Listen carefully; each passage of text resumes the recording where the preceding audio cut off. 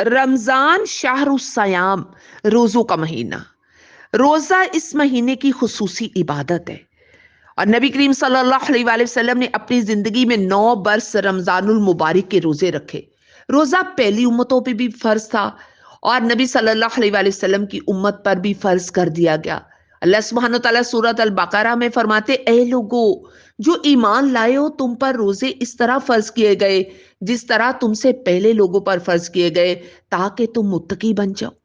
روزے کا اصل مقصد کیا ہے؟ کہ انسان متقی بن جائے، انسان اللہ سے ڈرنے والا بن جائے، کیونکہ جب بندہ اللہ سے ڈرتا ہے نا، پھر وہ اپنے آپ کو گناہوں سے بچاتا ہے، پھر وہ اللہ سے ڈر کے اللہ کے حکموں کی پابندی بھی کرتا ہے، پھر وہ موت اور موت کے بعد کی زندگی کی تیاری کرتا ہے، پھر وہ اپنی زندگی کو فضول کاموں میں، لغو کاموں میں ضائع نہیں کرتا۔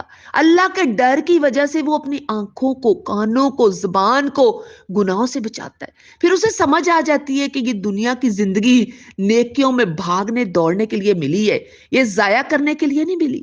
پھر اس کی دلچسپیاں، اس کے شوق، اس کی محنت، اس کی کوشش صرف آخرت بن جاتی ہے۔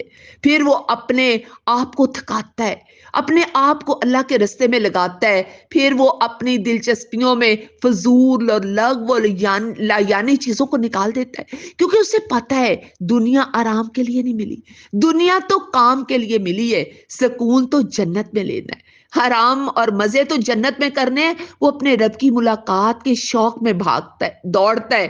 اللہ تعالیٰ اس کو ایک ماہ دے دیتا ہے، خاص مہینہ رمضان کا، بس وہ اللہ سے ٹریننگ لیتا ہے کہ اس نے کیسے تقوی اختیار کرنا ہے، اور جو ڈر گیا وہ بچ گیا۔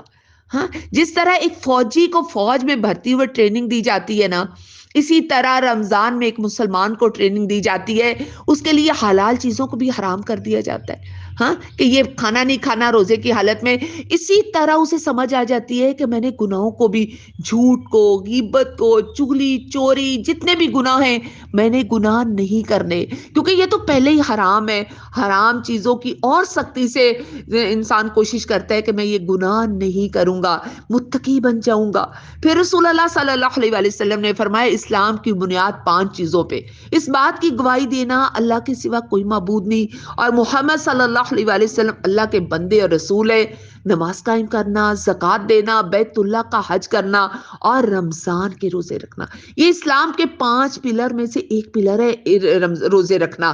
اگر ایک بندہ بغیر عذر کے روزہ چھوڑ دیتا ہے نا، ساری زندگی وہ روزہ رکھے تو وہ اس اجر کو نہیں پہنچ سکتا۔ اس لیے کھانے پینے والوں کا جو بڑے شوقین ہے نا کھانے کے، ان کا ٹیسٹ ہے، اور جو باتوں کے بھی بڑے شوقین ہیں ان کا بھی ٹیسٹ ہے کہ وہ اپنے آپ کو کتنا روکتے ہیں روزے کے اندر۔